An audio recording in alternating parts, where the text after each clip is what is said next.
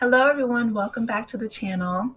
Today I want to talk to you about the Victoria's Secret documentary on Hulu. It's called Angels and Demons. So Victoria's Secret is the popular culture lingerie brand that really came to prominence in like the 90s, 2000 era, and it featured supermodels throughout the world. Tyra Banks, Naomi Campbell, Claudia Schiffer, Cindy Crawford, Giselle Bouchanan. I mean, it was just amazing that these women back in the 80s became household names simply because they were not only gorgeous and statuesque, but also because they killed the runway, right? So instead of just having, the typical catalogs, Leslie Wexner, who is the CEO of the L Brands, that is the clothing company that owns Victoria's Secret. He also owns the Limited. He owns the Gap, the Baby Gap, and Bath and Body Works. So he is a marketing retail genius, and he's a CEO, born and raised in Ohio, my home state. So he has a huge compound in Columbus, and the downfall, or I shouldn't say downfall, but the negative exposure that Leslie Wexner got a lot of, and there's a lot of unanswered questions in this documentary because, as most billionaires, he's very private and he, doesn't like to be questioned or interrogated or have his decisions investigated. But he was really close to Jeffrey Epstein. So speaking of investigations, Jeffrey Epstein was a convicted child trafficker, child sex trafficker, and he committed suicide in 2019. But they were really close. Jeffrey Epstein was Leslie Wexner's money manager for nearly 2 decades. He stayed in one of the guest houses on Wexner's estate. So he has this huge estate in Columbus, Ohio, and and he has guest houses built there as well because he's a billionaire. And so Jeffrey Epstein would groom young girls and bring them onto Wexner's estate, according to this documentary, right? So that's really troubling because, on one hand, you have supermodels that are going all over the world. The Angels, they had the wings and they were selling out everywhere. They had the New York Fashion Week, Milan, Paris, all these amazing, cities around the world, and they're rising to stardom. And, he branches out into perfumes and lotions and just everything, right? And on the other hand, you have Jeffrey Epstein, who has his hands literally in Leslie Wexner's pocket and controlling basically his finances, which, again, like I said, people just are baffled by it because why would such a retail genius, a marketing genius, have someone who has such a troubled past around him and letting him have access to his home, to his money? It was really baffling to a lot of people. It still is because, again, Wexner is not going to answer those questions, especially now that Epstein is gone.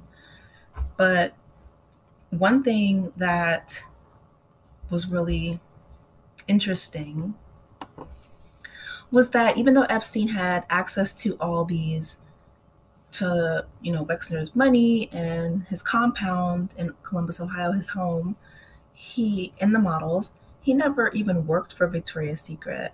So when their kind of split happened, once Epstein really started to get in trouble, Wexner put out a statement saying, that Epstein is not officially tied to the company, and Epstein basically protected Wexner, I guess tried to, their friendship which was unraveling due to his legal troubles. And, he said, I never worked for Victoria's Secret. It was just really messy. Like, it was really interesting. Now, the models, on the other hand, like I said, they became household names and they rose to stardom because of the popularity of the brand. But behind the scenes, it was extremely explosive because this was before the Me Too movement, the Time's Up movement. So a lot of models would complain about people on Wexner's staff sexually harassing them behind the scenes, behind, the runway shows. In 1997, model Alice Arden filed a police report against Jeffrey Epstein, who she claimed invited her to his hotel in Santa Monica, California, under the guise that he worked for Victoria's Secret. So Epstein would lie and say that he was recruiting girls for the Victoria's Secret modeling agency or the catalog or the runway. And of course, they were all lies because he never worked for Victoria's Secret, but the girls didn't know that.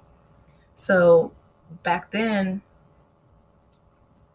the 27-year-old Alice was 27 years old in 1997. She said that Jeffrey Epstein grabbed her behind her backside and tried to undress her, telling her that he wanted to, quote unquote, manhandle her. And of course, Epstein denied it. Wexner lawyered up, said that, his attorney said that he denied any knowledge of this.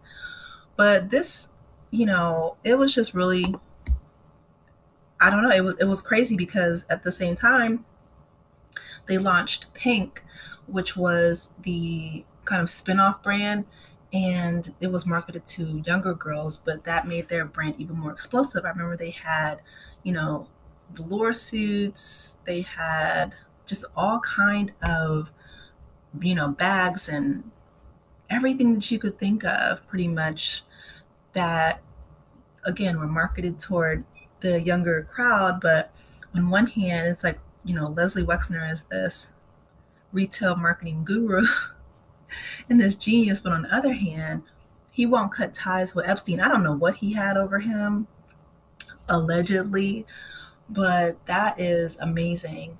And I guess in retrospect, the documentary does mention that Leslie Wexner did have a troubled home life, that he wasn't very close with his parents. It was a very estranged relationship. So maybe, when you come from a troubled childhood and that fundamental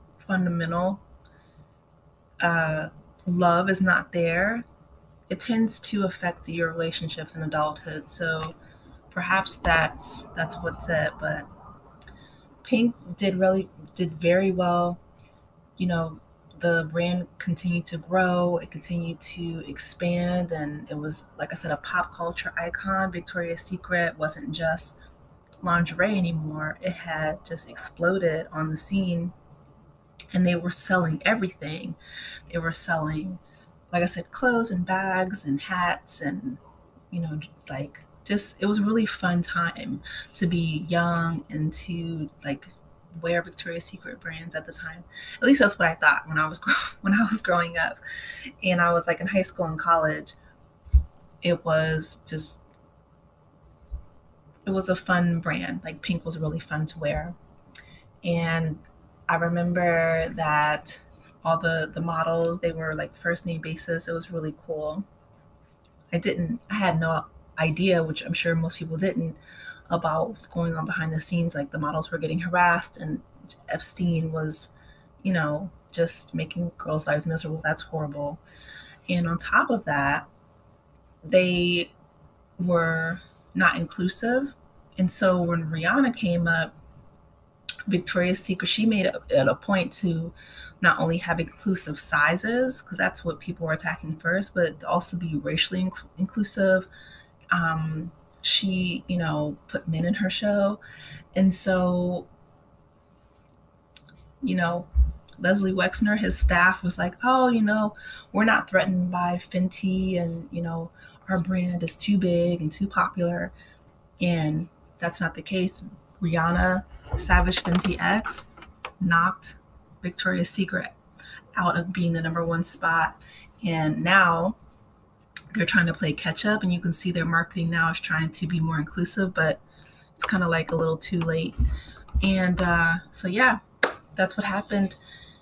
Epstein said that he didn't have any ties to Victoria's Secret and committed suicide in 2019. So, and Wexner refuses to be interviewed. So there's a lot of unanswered questions, but I just thought it was a really interesting documentary. Let me know what you guys think.